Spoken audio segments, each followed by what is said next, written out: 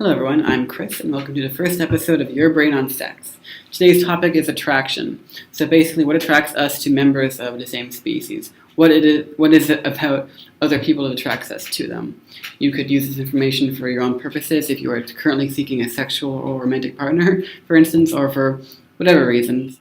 So there are a number of phenomena that can explain this attraction, and I want to talk to you about a few of them today. So one of the first phenomena that we notice is the girl next door theory. So basically, we are attracted to those that we see more often, that are closer to us. So like the girl next door is, if you're in a neighborhood, your neighbors you're going to be more attracted to them than someone who lives, say, across town, basically. And this is related to the mere exposure effect, which states that the more we come into contact with something or someone, the more we end up liking them. We also tend to like people who are similar to us.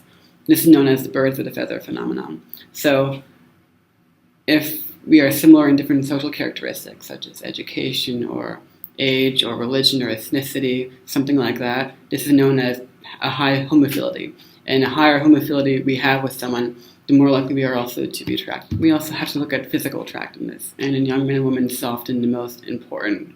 Finally, I want to touch on a third phenomenon called the international marketplace. So basically, attraction, in this sense, has a lot to do with how we perceive our own attraction, how attractive we think that we are, and what we can socially buy with this attractiveness.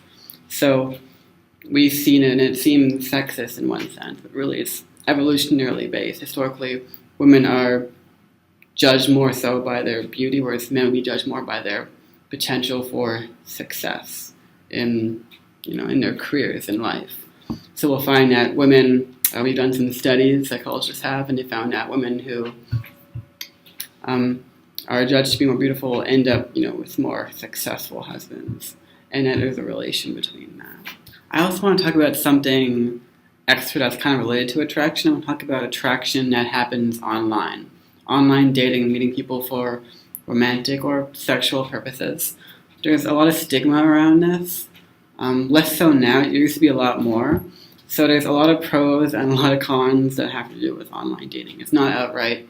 It's a negative thing or it's a positive thing. We just have to be careful when we are seeking someone online. This shift to more people turning to online dating is due to a number of reasons. There's been a lot more single people recently, and that's one of the reasons. Also in the workforce, with increased concern over sexual harassment, this has become, in the workplace at least, this has become an acceptable route that some people have taken. Just generally to turn to technology is another big thing. People are more focused on their careers, less time for the dating world. It's something they can do at home on their own time. And there are a number of advantages to this. Firstly, we could say that if you have social anxiety, like me, it's awesome because facing rejection is, some people might disagree with me, but I think it's a whole lot easier if you're turning this online. If you're also like me, a queer individual, your homophility can play a part as well. If you are gay, if you are lesbian, if you are black, if you're Latino, you can pander to these groups online basically, and it makes your chance of finding a partner a lot faster, a lot more probable. I've also found online in dating and then just forums and other sites online, if you're a queer individual, especially if you're younger and in the kind of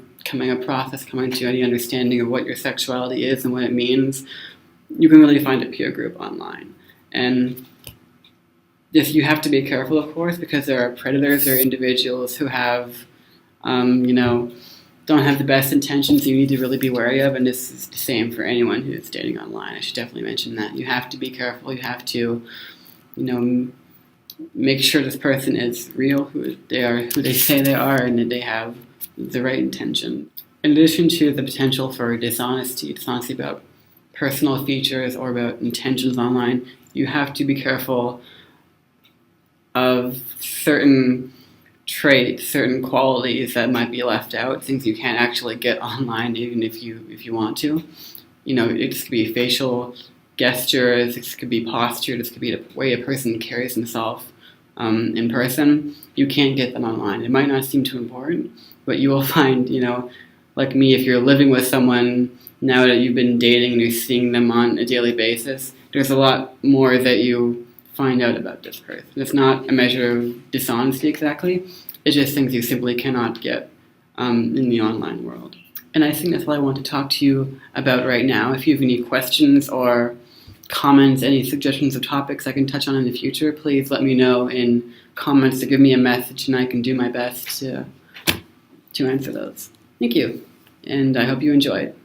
And speaking of attractive, this is my boyfriend, and he looks really fierce right now. Mwah.